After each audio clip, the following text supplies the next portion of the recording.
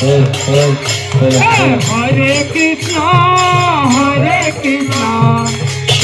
कृष्ण हरे हरे हरे राम।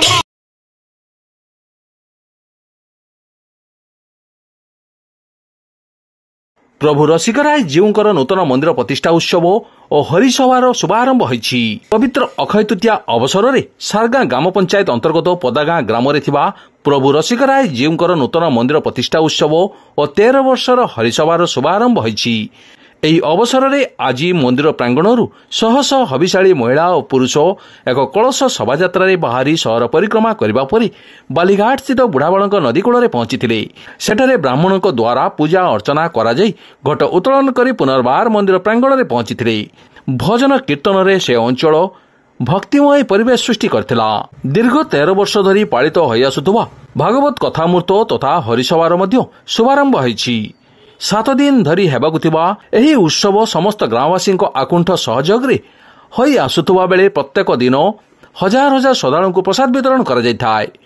ସେହିଭଳି ପ୍ରତ୍ୟେକ ଦିନ ସନ୍ଧ୍ୟାରେ ଭଜନ ସନ୍ଧ୍ୟାର କାର୍ଯ୍ୟକ୍ରମ ମଧ୍ୟ ଅନୁଷ୍ଠିତ ହୋଇଥାଏ। କାର୍ଯ୍ୟକ୍ରମକୁ ସମସ୍ତ ଗ୍ରାମବାସୀ ପରିଚାଳନାରେ ସହଯୋଗ କରିଆସୁଛନ୍ତି।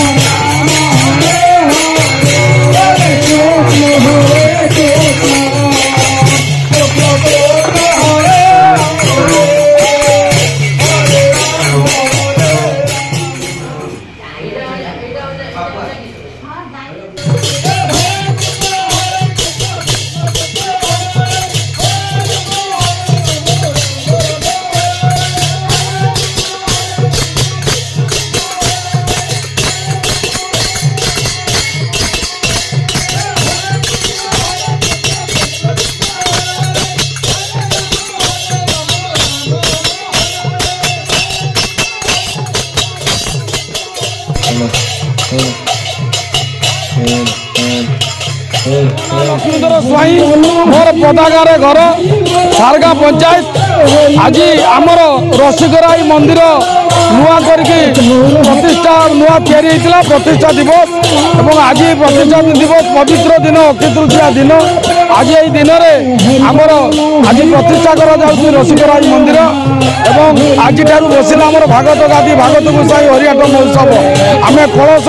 बुड़ाई 108 जन महिला को लेकिन जाइलु बालीघाट को कलश बुड़ा कार्य करी पूजा कार्य सारी संकीर्तन